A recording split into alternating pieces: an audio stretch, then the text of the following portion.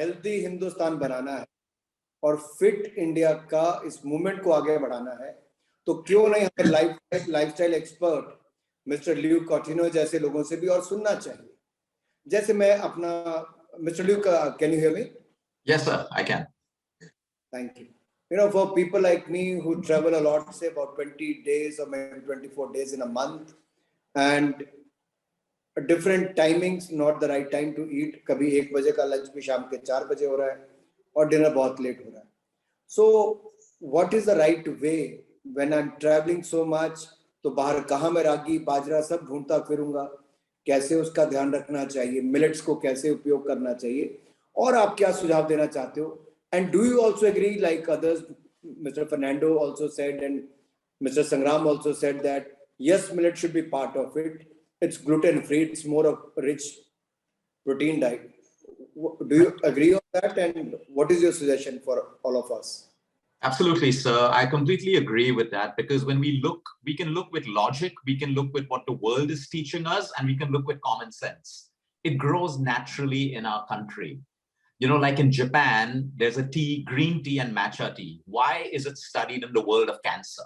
It's one of the most powerful antioxidants. In India, because millets grow under harsh conditions, they have the possibility to grow under harsh conditions, which means, like Mr. Ryan said, the antioxidant content is very high. We use millets for our cancer patients because with chemotherapy, antioxidants are reduced. So we need to get that back in the body with a food which is also easily digestible. Since it doesn't have gluten, the digestive system, which is already weak with treatment and medication, can break down millets in a very, very simple way. Plus the protein, the zinc, the magnesium, and a trace mineral called chromium. Now, why is this important for India?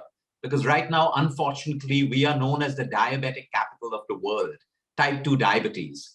And there is a lack of chromium in the diet because people think Western foods are more fancy. They're good. But for our country, we need foods that are grown with the right ingredients for us. So chromium can reduce blood sugar levels instantly. So moving people into a staple diet of millets is actually beneficial for everyone. So while we can create awareness, we also have to glorify the staple food, because people have a habit of looking at it, oh, laborers eat that food. You know, my workers eat that food, but that is actually the food which is great for all of us. You know, and today when I look at my patients in the US, my American patients are eating millets, sambar, foods that grow in India because it makes logical sense to them for the disease that they have. So I agree with Mr. Sangram and Ryan. It is nutritionally a very strong food. Certain millets, like the pearl millet, may not be advised for a thyroid patient because it's high in goitrogen. So we always have to make an informed decision. They can have it, but in much smaller quantities. So someone with a thyroid problem, we would make it part of their diet, but probably not the staple grain right through. So everything has to and fro because everyone's different.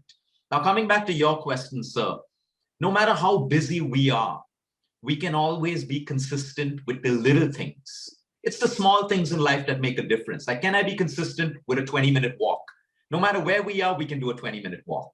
Can I be consistent with making the right choice? Whether I'm in a restaurant, I'm on a flight, I'm in a hotel, it doesn't matter. I can make the right choice. It may not be 100% great food, but I can still choose how much I want to eat, what time I want to eat. Let's say my meeting got over late in the night. Now, I should not eat a heavy meal late at night. So I can eat a lighter meal and in the next day, have a bigger meal. So it's really playing around with this. Can I stay hydrated? I can drink water during my meetings. I can remember to stay hydrated right through. Sleep. I may sleep later, but my sleep is important because if I'm sleep deprived, I'll wake up with more cravings the next day. And I'm not going to crave for fruits and vegetables. I'm going to crave for all the sugary stuff that gives me quick energy. So no matter how busy we are, and sir, of course, your lifestyle is busy, be consistent with the little things. Make them a priority because you're busy. Your meetings have to go on as per their plan.